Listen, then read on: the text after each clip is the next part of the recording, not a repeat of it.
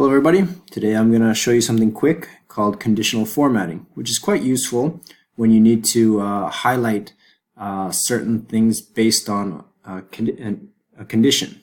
Okay, for example, let's say I want to highlight all my degree-seeking students, right? I have degree-seeking and visiting students, and imagine that this is not just, 10 students or whatever, but let's say this is a whole bunch, so it might get confusing to find them. So let's select that column and we go into conditional formatting. Okay, and you can see there are various ones here. The one that I find most useful are just the highlight cells rule. So just highlighting cells depending on a condition. So I want to find all the cells that are equal to. I can also do text that contains, right? I can do text contains DS. Okay, let's try to equal to.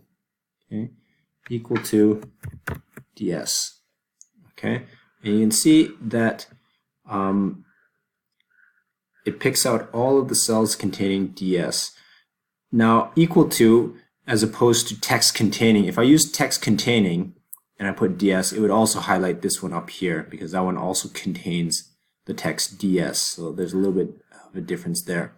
Okay, so it's highlighting with red. So there's a few pre-made options here. If you don't like any of those, you can just customize your own and you can change the font color as you like. For example, let's say I don't want red, but I want, let's say a blue font. Okay. And you can do italic, choose the actual type of font or whatever. And then you can also choose a fill. So I want a blue font with a, let's say a yellow fill, something really weird looking. Okay, and there you have it. So anything that is equal to DS will take that formatting. Okay, and you can also see if I change this to DS, it will in fact do that. Let's do the same thing for grade. Let's say I want to see all the students that passed my course. So let's say anybody that has a grade greater than or equal to 60. Okay.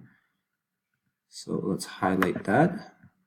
And conditional formatting, cells greater than.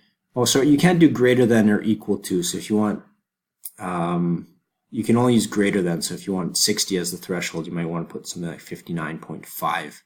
to get that 60 in there. And let's use one of the predefined ones just to be quick.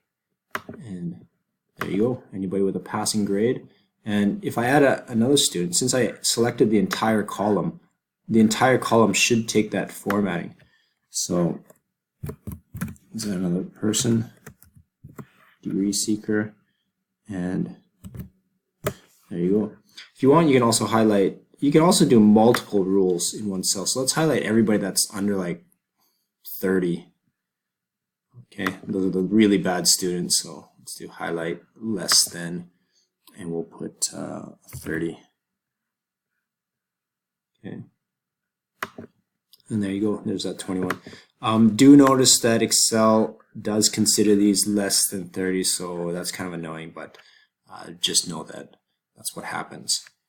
Okay. There we go. By the way, if you end up with formatting that you don't like, you can always get rid of it. If you recall this clear button here, I went over it in another lesson. You can always do clear and take out all the formats, clear.